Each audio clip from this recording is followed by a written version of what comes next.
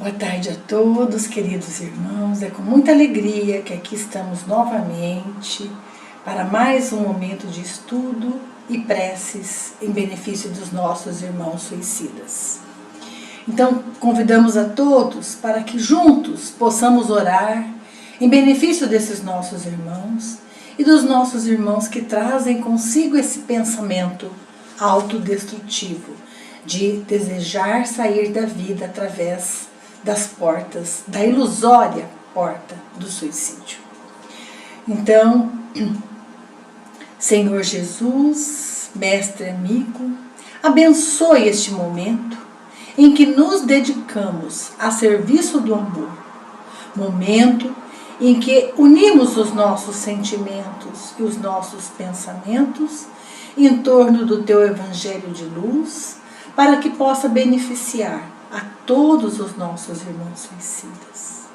Que possamos todos ser tocados por Tuas mãos luminosas, auxiliando-nos a sintonizarmos a Tua frequência, para que as nossas preces possam atravessar as barreiras da distância e que possa atingir as esferas mais altas, envolvendo a todos os nossos irmãos suicidas, onde quer que possam se encontrar.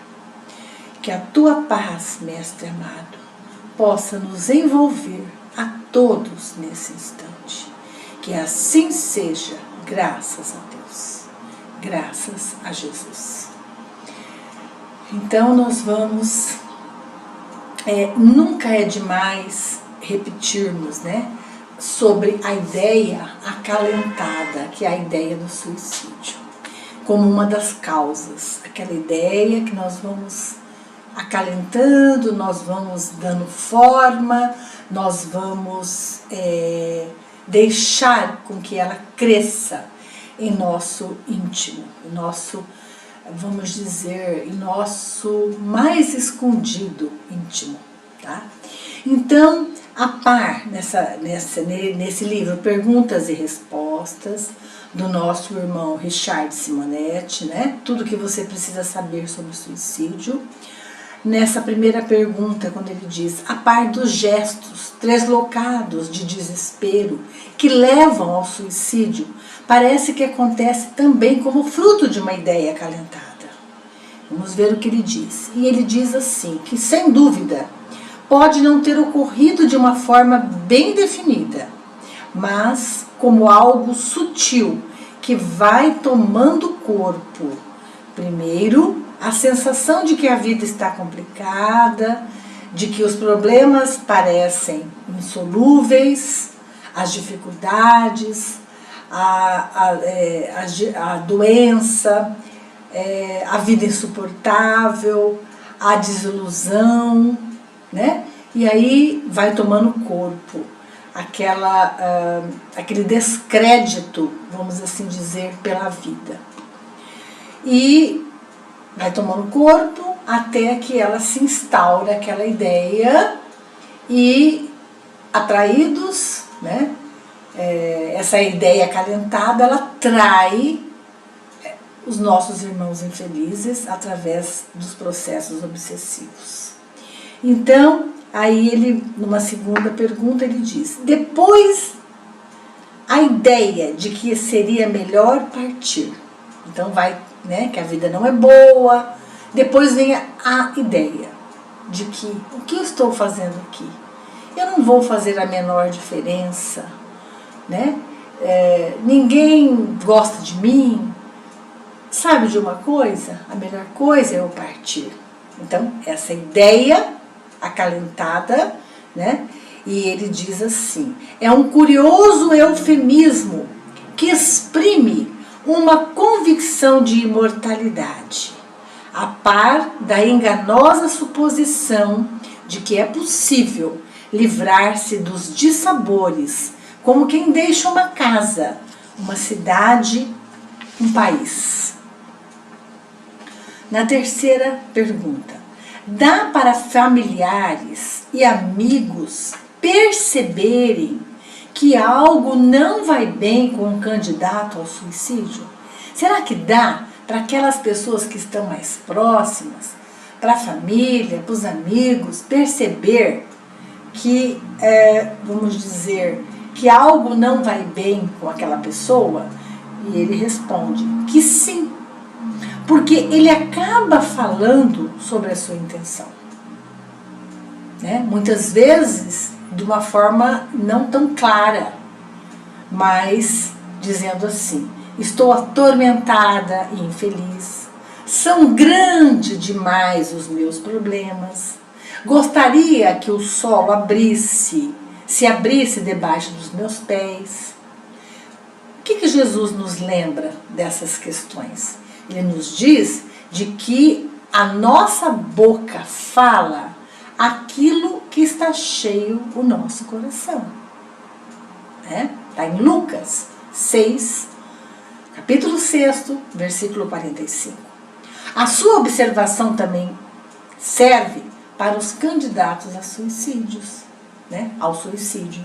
Então, aquela pessoa que vai dizendo essas palavras, é claro que é algo que se repete com muita insistência, com muita frequência, tá? Porque muitas vezes no momento em que nós estamos desesperados, a gente até fala algo assim parecido, mas esse pensamento e essa fala, ela é algo que é dito frequentemente, né? Aí, numa quarta pergunta, costuma-se dizer que quem ameaça matar-se não faz? Então, a gente escuta muito as pessoas dizendo assim, né? Que aquelas pessoas que realmente querem fazer algo, elas não ficam falando, ela faz, né? Então, que aquela pessoa que ameaça matar-se, na verdade, ela não quer morrer. É isso que a gente escuta muito. Mas vamos ver o que o nosso irmão Richard Simonetti nos diz sobre essa questão. Então ele diz que aquele que costuma dizer que quem ameaça matar-se não faz, é uma ideia equivocada, desmentida pelos fatos. É bom prestar atenção. A experiência demonstra que muitas vezes, ao falar da sua intenção de fuga, a pessoa está inconscientemente pedindo socorro, revelando-se no limite de suas forças. Então, que nós possamos prestar mais atenção aos amigos, aqueles que estão próximos de nós. Uma outra pergunta: o que se pode fazer quando um familiar ou alguém de nossas relações envolve-se com essa ideia? Conversar sobre o assunto, alertá-lo de que a fuga não resolverá os seus problemas, apenas os agravará em uma forma superlativa. O esclarecimento é o melhor recurso para que a pessoa se disponha a eliminar de sua mente semelhante ideia. E, obviamente, ajudá-lo em relação aos seus problemas, né?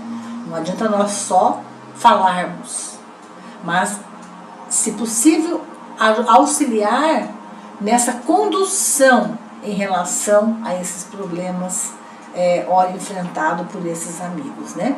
Um gesto de solicitude, carinho ou solidariedade pode ter um efeito muito positivo do que o simples enunciado das consequências desse desatino, né? Então, nós não podemos também assim chegar a falar, mas ser solícito, ser carinhoso, né? Oferecer a nossa solidariedade para essa pessoa que está passando por essa dificuldade.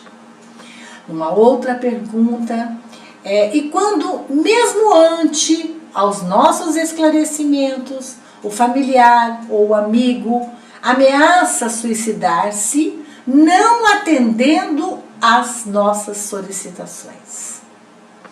Aí ele diz: geralmente, a atitude dessa natureza é chantagem emocional. a qual não podemos nos render, sob pena de ficarmos na dependência de seus humores e caprichos. Então, é claro que ele está dizendo aqui para que nós possamos ser firmes, né? Naquilo que nós acreditamos, nessa parte que diz que nós precisamos auxiliar, ser solidários, ser solícito, né? Oferecer o nosso apoio.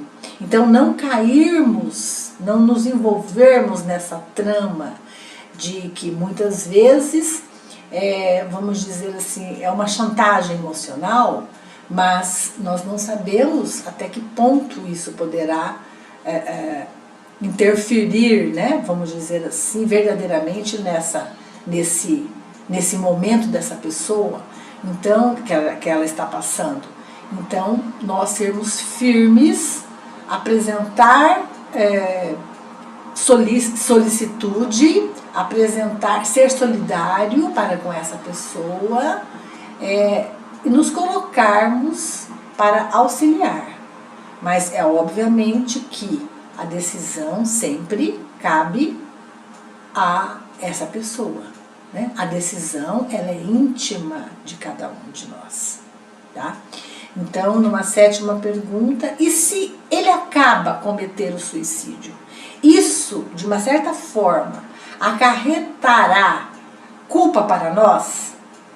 Então, vamos ver. Mesmo diante do nosso esclarecimento, de apresentarmos, de sermos solidários, de apresentarmos ajuda, de estarmos disponíveis, dispostos a auxiliar essa pessoa. E mesmo assim, ela comete o suicídio, né? Será que isso trará para nós um processo de culpa?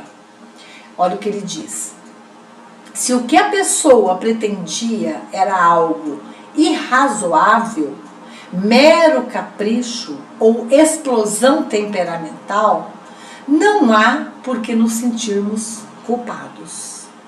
Importante no caso é que tenhamos a consciência tranquila, tendo feito o que é compatível com o bom senso, sempre dispostos a ajudar, sem expressão do tipo, mate-se de uma vez e deixe de amolar, né? Que não são raras nos desentendimentos familiares. Isso é instigar ao suicídio, uma atitude comprometedora e que, obviamente, se assim procedermos, trará um processo de culpa muito grande àquele que estava envolvido nessa situação, né? Que deixou de atender alguém, tá? E, por fim, o que fazer para que a ideia do suicídio não tome corpo em nós? Então, essa última pergunta é uma pergunta, vamos dizer assim, a mais importante, né? Porque todos nós somos passíveis de ter esses pensamentos. E ele diz, o que fazer, então, para que essas ideias, né, do suicídio não tome corpo em nós, nós não acalentemos essas ideias. Então, primeiramente, confiar em Deus, com a consciência de que todas as situações da Terra são transitórias e de que o que consideramos um mal em nossa existência pode ser a oportunidade de renovação, né? Aquilo que às vezes está trazendo tanto sofrimento para nós e que naquele momento parece não ter solução, não ter fim, pode ser algo que está nos trazendo um recado de oportunidade de renovação. Crise em ideograma chinês significa oportunidade. Veja só, né? Então, crise no ideograma chinês significa oportunidade. Oportunidade de testemunhar novas convicções, de crescer enfrentando os desafios. Porque os desafios, né, vamos dizer assim, eles nos fazem crescer, nos fazem ficar mais fortes, né? Então, veja só, que mensagem importante para nós, né? Termos confiança em Deus, né? Sabendo de que tudo de ruim ou de bom que nos acontece são na Terra, na presente encarnação, são transitórias. Transitórias. Né? Então, queridos irmãos, convido-os a todos a refletir sobre tudo que falamos aqui, nesses pequenos momentos em que estivemos juntos, para que possamos valorizar a nossa vida, dar valor a esse corpo, né? Dar valor a esse momento que estamos vivenciando na Terra. Aproveitar o máximo possível na busca da nossa elevação moral, na nossa elevação moral. Então, que o nosso querido Mestre Jesus nos abençoe.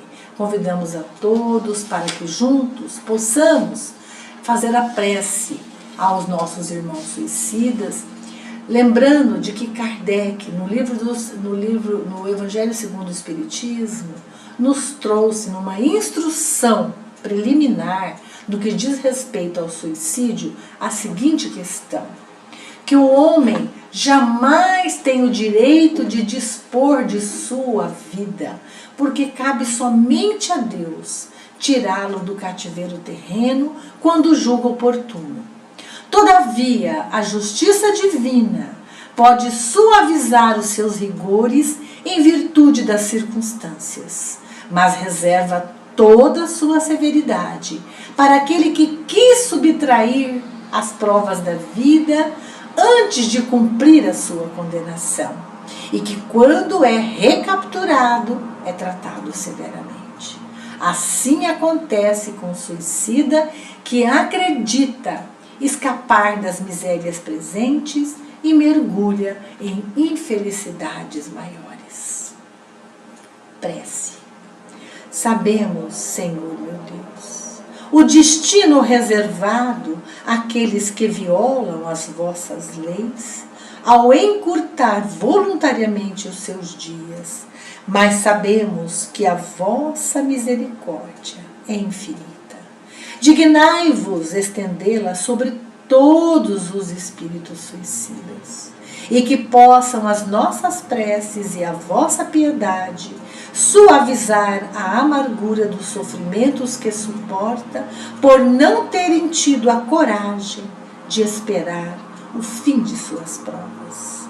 Bons espíritos, cuja missão é ajudar aos infelizes, tomai-os sobre a vossa proteção, inspirai-lhe o arrependimento por sua falta, e que vossa assistência lhe dê a força para suportar com mais resignação as novas provas que terá de passar para repará-la.